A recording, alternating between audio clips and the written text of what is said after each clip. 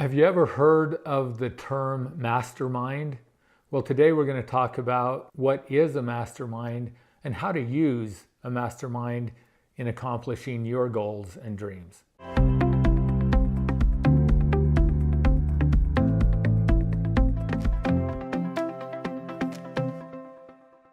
So one of the things that I shared with you, I think in the first video of this series, was as I evaluated the year of 2018, I recognized and realized that if I had had a team of people that I was working with to help me accomplish my goals, I would have achieved more, because I would have had other people that I was accountable to.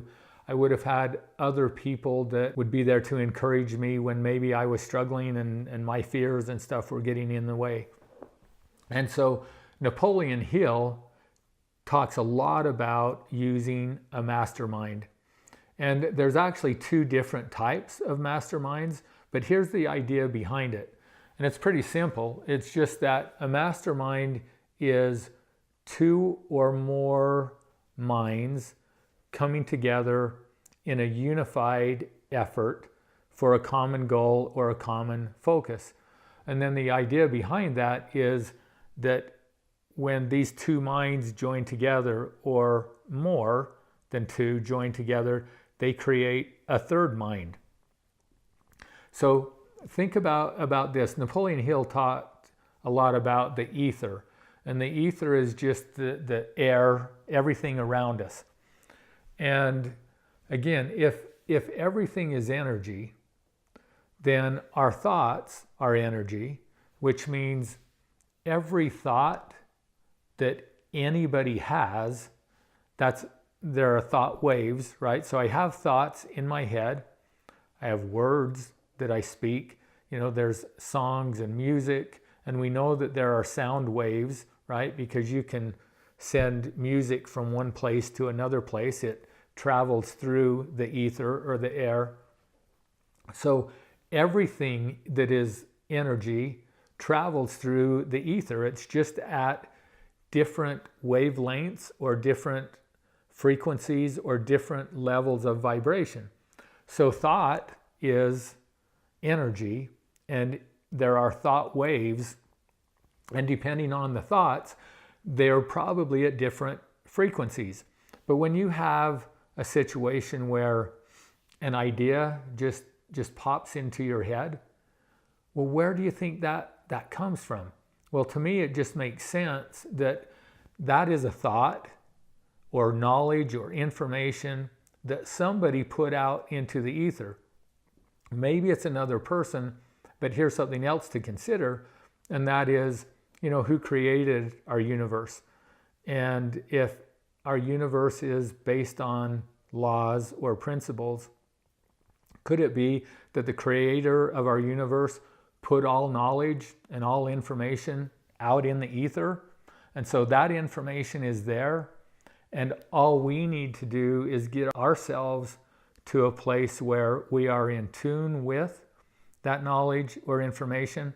And so if we're seeking it, if we're asking for it, we're looking for it, then when we are in that place of a similar frequency, those ideas will come into our mind. So what happens with the mastermind? Well, that's bringing together, again, two or more people who are now focused on the same objective or same goal.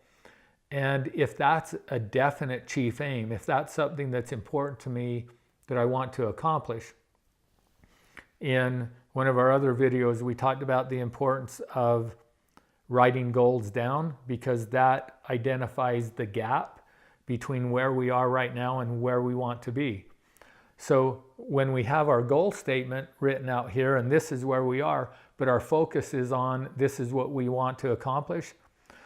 The thing is, there are some goals that we can set, and we can actually see the steps that we need to take in order to make it happen. But there are other goals that we set that we have no idea about how it's going to happen. And the goals that I have set this year, most of them, I really have no idea how it's going to happen. I just know that I want it to happen. This means that I'm going to have to gain new ideas or knowledge, information, resources. Things are going to have to come into my life that will give me the knowledge that I need in order to make it happen. Sometimes what we do is we're afraid to set a goal until we know how to make it happen. That's backwards. We want to decide what it is that we want to accomplish and where we want to be in our life, and then trust the process that the way will show itself as we begin to move in that direction. And so I've created a mastermind to help accomplish the goals that I have set for this year. So there's a total of 10 of us in my mastermind. So there's myself and 9 other individuals. And we have met 2 times now. So we meet every other week. In our first meeting, I shared with them what my goals are for this year and shared with them why those are important to me. So I shared with them again my why, so the reason behind why I'm doing the things that I'm doing, my goals and time frames, and then I invited them to be part of my team or my mastermind in order to accomplish this. And my hope is that there's a reason for them to be invested. So being part of this is actually part of their sole purpose as well. And that by them participating, they will get things in their own life that will help them achieve their own individual goals. So Napoleon Hill says that when you create a mastermind, it really needs to be one person's mastermind. So it's my goals and everybody's coming together to help me accomplish those goals. Now, each of them could have their own mastermind if they wanted for specific goals of their own. But in a mastermind, there needs to be one person whose mastermind that is. And then the hope and the idea is that as everybody that's part of the mastermind begins to think about how do we accomplish this goal, that third brain, that third mind will come together and we will receive ideas, thoughts, promptings of different things that we can do to move us forward to accomplish our goals and objectives.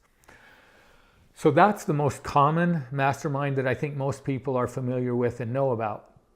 And it works just by meeting on a regular basis, inviting people to be together. And one thing that's really important in that is that there needs to be harmony amongst all of the people on that group. Because if there is disharmony, it's going to break down the effectiveness of that mastermind. So if you want to create a mastermind for yourself, make sure that the people that you invite are all on the same page, that the people get along with each other, that they're supportive of each other. Because if you have a person on there that is not, it will break down that harmony or that cohesiveness of that mastermind group.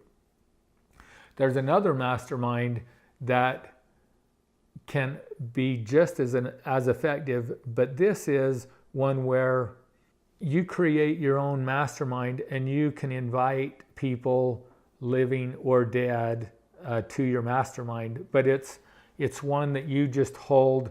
So you could invite people that you respect, that you admire, who have accomplished amazing things in their life. You know, Abraham Lincoln, George Washington, Napoleon Hill, anybody that has knowledge and information that you think could benefit you. So you identify who those people are, and then you create your council or mastermind. And then what you do is, if you have a question or a problem that you're trying to solve, then you invite those people to come and convene for a mastermind. And then you pose the question, and then you listen. You could go around the room, and you could go to each person and just ask the question. Say, you know, Abe, how would you respond to this? Or what would you think about this situation? And then listen to the answers. And based on what you know about Abraham Lincoln, well, you will have thoughts and ideas that will come to your head. And then you do that with each person. Now, exactly how this works, you know, I don't know, but it's it's posing the question, and then it's listening for answers. And based on where I am at the time, answers will come to me, and then just write the answers down. And again, as we talked on our video on intuition, so when you have thoughts or ideas that come to you, when you're asking certain questions or you're looking for solutions for certain problems, it's important to act on those promptings or that inspiration that comes to you. So that's the idea of a mastermind, and I would encourage you to try it out. So again, if you're going along with me in your journey and you have some big goals this year that you want to accomplish, create a mastermind for you. It can be as small as 2 people. So Napoleon Hill talks about that if you're married, the most important mastermind is the one between you and your spouse.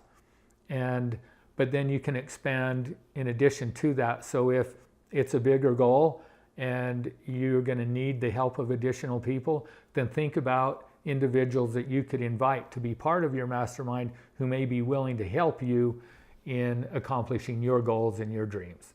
So what do you think of this idea of a mastermind, either with actual people or of people that are just kind of imaginary and in your head?